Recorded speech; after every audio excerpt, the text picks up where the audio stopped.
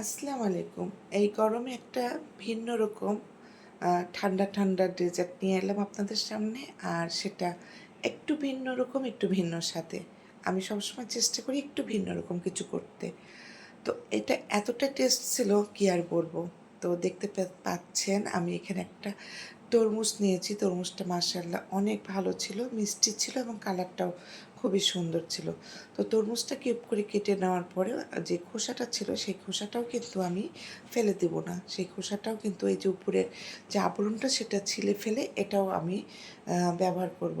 আমার রেনু তো বলে যে আমি নাকি কিছুই আমার রেনু তো বলে যে আমি নাকি কিছুই ফেলি না। তো যাই হোক, টাকা দিয়ে কিনে এনে ফেলে দেবো কেন? যদি খাওয়া যায় সেটা খেয়ে নিব অবশ্যই।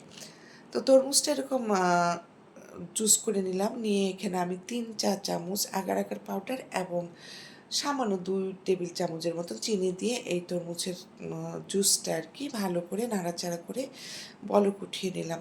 একটু ভালো করে নাড়াচাড়া এইভাবে করতে হবে, কারণ যেহেতু আগার আগার পাউডার দিয়েছি এটা কিন্তু লেগে যেতে পারে। তো সেই কারণে ঘন ঘন ঘন করে নাড়তে হবে। তো নাড়াচাড়া করে নেওয়ার পরে যখন বলক উঠে আসবে তখন এটা কিন্তু হয়ে যাবে, এবং এরপরে কী করতে হবে সেটাও আমরা সবাই জানি, তারপরে বলে দিচ্ছি। আমি এরকম করে প্লেটে ঢেলে নেব।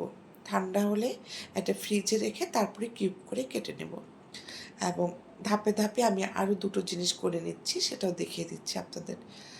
এটা হলো তরমুজের সেই খোসা। খোসাটাও কিন্তু ব্লেন্ডারে ব্লেন্ড করে, এখানে কিন্তু কোনো রকম পানি দেইনি।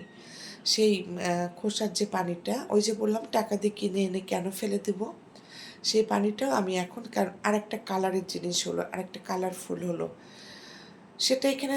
তরমুজের খোসাটা এরকম ছাঁকনিতে ছেঁকে নিয়ে এখানেও 2 চা চামচ আগার আগার পাউডার, 4 টেবিল চামচ চিনি দিয়ে সেটাও বলক তুলে নিলাম। আর এটা ছিল মালটা, 1 কেজি মালটার যতটুক রস হয় ঠিক ততটুকুই। এখানেও 2 চা চামচ আমি আগার আগার পাউডার দিয়ে দিলাম এবং এখানে প্রায় 4 টেবিল চামচ চিনি দিয়ে দিলাম। এটাও ভালো করে বলক উঠেও ঠিক একই প্রসেসিংয়ে আমি এরকম প্লেটে ঢেলে ঠান্ডা করে নিব। যখন ঠান্ডা হয়ে যাবে তখন এটা কিন্তু একটু ফ্রিজে রাখলে কিউবগুলো খুব সুন্দর হয় এবং সুন্দর সেটিংটা হয় আর কি। তো সেগুলো হয়ে গেলে ওগুলো রেখে দিলাম ঠান্ডা হতে। এখানে আমি দুধ, এখানে 1.5 লিটার দুধ আছে। দুধটা একটু ভালো করে ঘন করে জাল দিয়ে নিয়েছিলাম, আর এখানে দিয়ে দিলাম 4 টেবিল চামচ চিনি।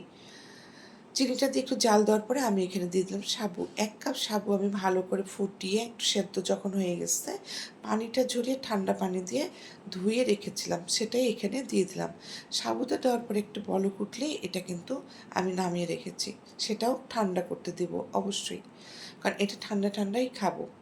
আর এখন এই যে দেখুন, আমি প্রত্যেকটা কিউব এরকম একটু একটু করে একটা পাত্রের মধ্যে নিয়ে নিলাম, এবং এখানে এই যে ঠান্ডা সাবু মিশ্রিত যে দুধটা সেটাই আমি এখন এখানে দিয়ে দিলাম। আরেকটা কথা, আপনারা এখানে কিন্তু আঙ্গুরের জুস করতে পারেন, ডাবের পুডিংটা করে দিতে পারেন, আপেলের করতে পারেন, যেটা খুশি আপনারা করতে পারেন, এই বেদানার করতে পারেন। তো আমি এতটুকুই করে শুধু আপনাদের সাথে শেয়ার করলাম, যে বাকিটা আপনাদের মতো করে নেবেন। সবাই ভালো থাকবেন। আল্লাহ হাফিজ।